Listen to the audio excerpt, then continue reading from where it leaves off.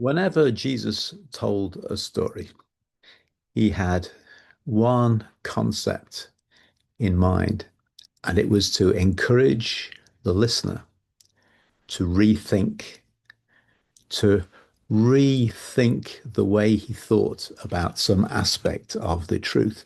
Jesus had an agenda. The agenda was the kingdom of God. And he proclaimed the kingdom of God and he explained what it meant, where it was, and how it operated, and how we participate in it. That was the main core of the teaching of Jesus. So let me pick up one parable and show you what I mean by that. You'll know it by heart, I would think, the parable of the prodigal son, or rather the two sons. But the rethink that's involved here is the rethink of deserving. Deserving. So the younger son demands his inheritance early. He blows it on chaos and pleasure. He winds up hungry enough to envy the pigs. He comes home rehearsing his apology. His father sees him, runs, weeps, and throws a party. Meanwhile, the older son has stayed at home.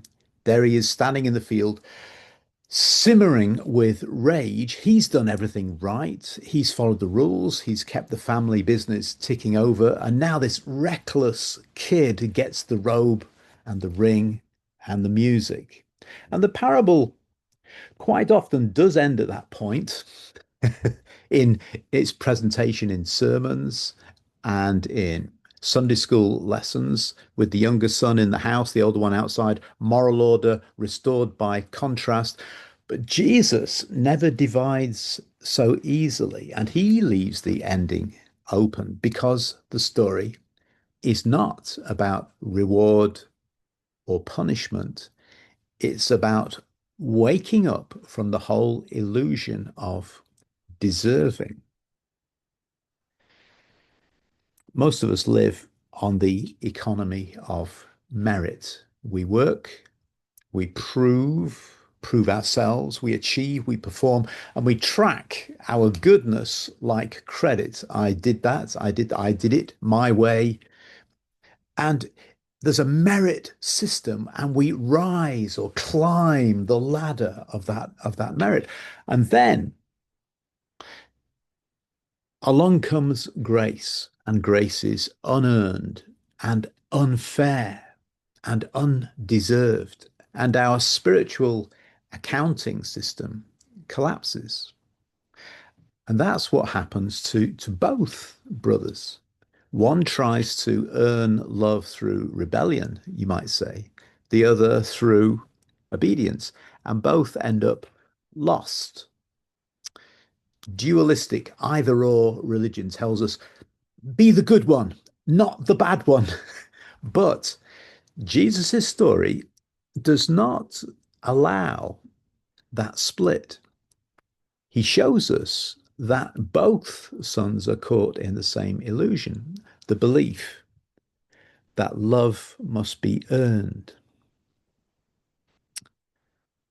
The younger brother, when the no becomes yes. The younger son's rebellion isn't moral failure so much as spiritual hunger. He's chasing freedom, the illusion of separateness that it eventually drives him back home.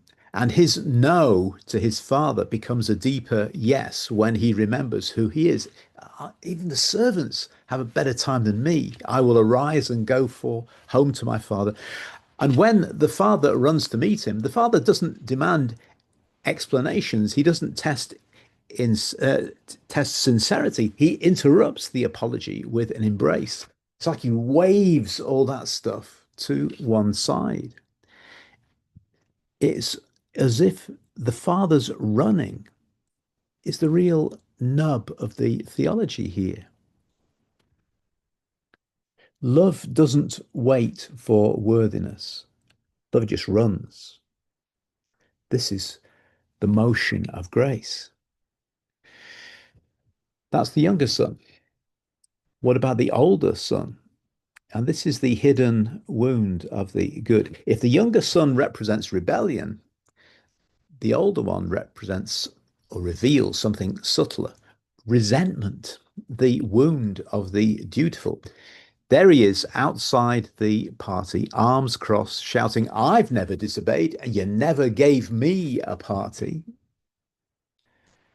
And we've all been there, bitter at the grace that breaks our moral economy because we want fairness, not mercy. We want to be loved because we're pretty good people, not in spite of it. And the Father's answer is non-dual. It refuses the either or. One good, one bad. No, that doesn't quite work. He says, Son, you're always with me, and all that is mine is yours. Now, this is not a rebuke, it's a revelation. Everything the older son was working for, he already had. Everything the younger son thought he lost, he still belonged to.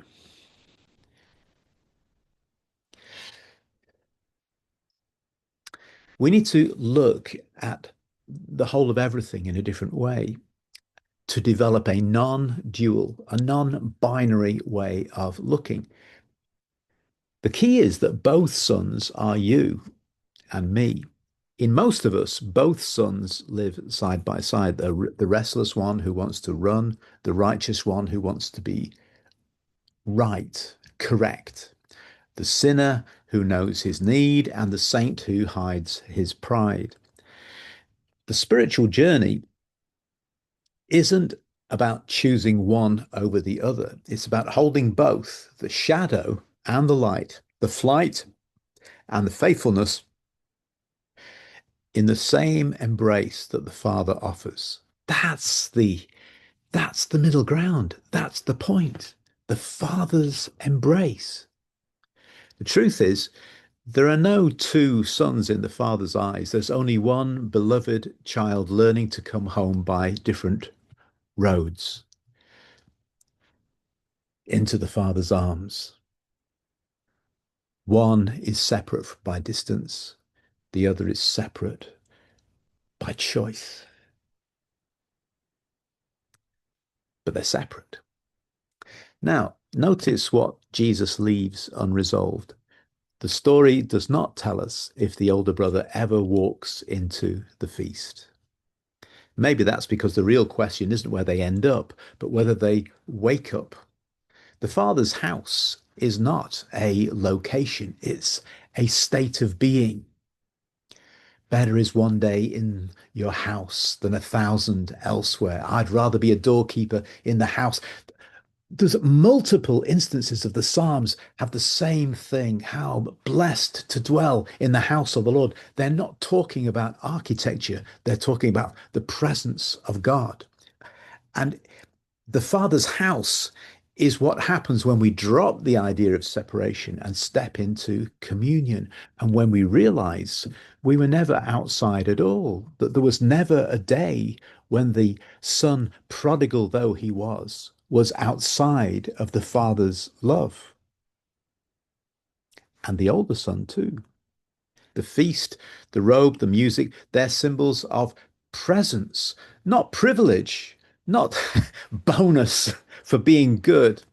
They say, You are already home. You are always home. You have the inheritance. You are always loved. Now, that's the easy part. That's the story that Jesus told. But how do we live that story? How do we live this non-dual gospel in the mess of everyday life now? First, stop counting. Grace does not balance books. When someone receives mercy you think they don't deserve, whisper to yourself, neither do I. You can't grade yourself so on a checklist of Mother Teresa to Hitler and see where you are. See, I'm better than them, but I'm not as good as that one. It's such foolishness and it's not grace at all. Stop counting.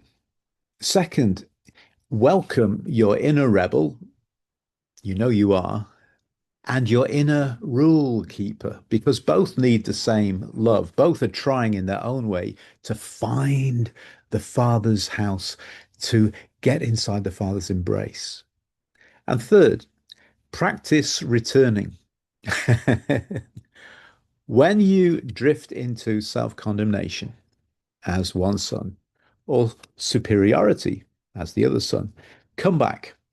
No speech required, no penance demanded. Just return.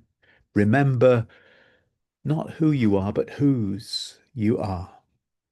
You are loved. And fourth, join the party. This is a really key point in such a outraged world. Don't you get tired with all the outrage that we're invited to participate in on an hourly basis, be outraged about something new? And said, joy is the resistance against that. Joy is the most radical act in a divided world, and the party represents joy in the presence of God. Step inside and dance, even if you don't feel ready, especially if you don't feel ready. At the end of the story, the father stands between two sons, one sulking and one celebrating, and he holds the whole field of contradiction in love. That's what God's kingdom looks like, a party where no one earns their place and everyone belongs.